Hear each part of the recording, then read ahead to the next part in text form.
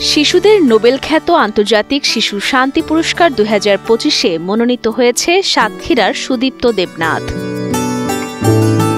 শিশু অধিকার, জলবায়ু ন্যায় বিচার আর শিক্ষার প্রসারে কাজের স্বীকৃতি হিসেবে মনোনীত হয়েছে সে। বাংলাদেশে 3টি ক্যাটাগরিতে প্রাথমিকভাবে মনোনীত 33 জন প্রার্থীর মধ্যে সাতক্ষীরা থেকে স্থান পেয়েছে তার নাম। আসলে পুরস্কার জিনিসটা বড় কিছু না, কিন্তু এই যে একটি নমিনেশন পাওয়া বা আমি যে কাজ করছি সেটি যে কেউ জানতেছে এটাই আসলে বড়। কারণ আমি নিজেও অন্যদের দিকে অনুপ্রাণিত হয়ে তা সামাজিক কাজ করতে আসছি। তো সেক্ষেত্রে আমার মনে হয় আমাকে দেখেও যদি কেউ অনুপ্রাণিত হয় তাহলে সেটি সমাজের জন্য মঙ্গলকর হবে। সুদীপ্তর এ অর্জনে গর্বিত বাবা মা। ছেলেকে মানুষের মতো মানুষ করে গড়ে তুলতে সর্বাত্মক চেষ্টা করেন বলে জানান তারা। আমার ছেলে ছোটবেলা থেকে এই লেখাপড়ার পাশাপাশি প্রকার কালাম অ্যাক্টিভিটির সঙ্গে জড়িত। আমি তাকে অনুপ্রেরণা যোগাই যে তাকে মানুষের মতো মানুষ করে গড়ে তোলার জন্য। সে শিশু সাহিত্যে যে নোবেল পুরস্কারে মনোনীত হয়েছে এর জন্য আমি গর্বিত। ডাক্তার, ইঞ্জিনিয়ার হোক এটা না, ও একটা ভালো মানুষ হোক, সবাইকে সাহায্য করুক। যারা অনাথ শিশু আছে তাদের সাহায্য করুক, বৃদ্ধ যারা আছে তাদেরও সাহায্য করুক, অন্য যারা বিভিন্নভাবে কষ্টে আছে তাদেরও সাহায্য করুক। ও বড় হোক, ও মানুষ হোক, ও যেন বড় কিছু হয়, এইটি আমাদের সবার কাছে প্রার্থনা। সাতক্ষীরা সদর উপজেলার মাস্টারপাড়ার শিক্ষক যামিনী দেবনাথ ও সেজুতি দেবনাথের সন্তান সুদীপ্ত দেবনাথ। বর্তমানে সাতক্ষীরা সরকারি কলেজের একাদশ শ্রেণীর ছাত্র সে। গত 3 বছর ধরে কাজ করছে উপকূলীয় অঞ্চলে শিশু অধিকার রক্ষায়। বাল্যবিবাহ, শিশুশ্রম আর শিক্ষা বঞ্চনা রোধে তৈরি করেছে সামাজিক আন্দোলন।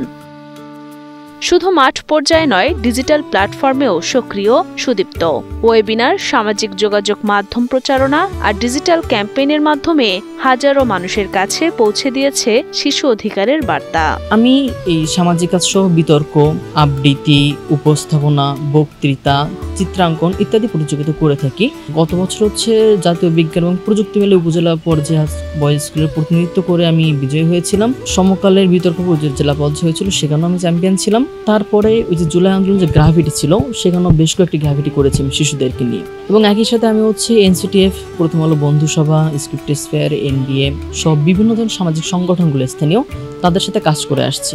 আমার আপাতত ভবিষ্যৎ পরিকল্পনা শিশুদের নিয়ে এবং সামাজিক কাজ করতেছি। স্বজনরাও সাধুবাদ জানান তার এমন সাফল্যে। তাদের বিশ্বাস প্রদীপ্তের এ অর্জন ভবিষ্যতে এলাকার অন্যান্য তরুণদেরও সমাজ সেবায় অনুপ্রাণিত করবে। ও শিশুদের নিয়ে অনেক অনেক কাজ করেছে। শিশুদের বাল্যবিয়ে প্রতিরোধ থেকে শুরু করে সকল ক্ষেত্রে ওর সমান অবদান ছিল। আর প্রাথমিক পর্যায়ে ও যে সিলেক্ট হয়েছে এটি নিয়ে আমরা অনেক বেশি গর্ববোধ করছি। শুধু আমরাই নয়, সাতক্ষীরার প্রতিটি মানুষ তার প্রতি খুবই আনন্দিত। এটার জন্য আমরা চাই যে সেই পুরস্কারটা জিতুক। নেদারল্যান্ডসের আমস্টারডামে অবস্থিত শিশু সহায়তা ও অ্যাডভোকেসি সংস্থা কিডস রাইটস ফাউন্ডেশন প্রতি বছর বিশ্বের বিভিন্ন দেশে শিশুদের অধিকার রক্ষায় কাজ করা শিশুদের এই পুরস্কারের জন্য মনোনয়ন দিয়ে থাকে। সাতক্ষীরা জেলার শিশু বিষয়ক কর্মকর্তা মোহাম্মদ রিয়াজুল ইসলাম জানান, এই কিশোরের সাফল্যে গর্বিত গোটা জেলা। তার মতো এমন অন্য শিশুদের পাশে থাকবে শিশু একাডেমি সবসময়। শিশুদের শিক্ষা, স্বাস্থ্য, সুরক্ষা, বাল্যবিবাহ সবকিছুতে সুদীপ্ত সক্রিয় অংশগ্রহণ ছিল বলেই সুদীপ্ত আজ আমাদের শিশুদের নোবেল খ্যাত পুরস্কারে মনোনীত হয়েছে। সেটার জন্য আমরা অনেক অনেক গর্বিত এবং আনন্দিত।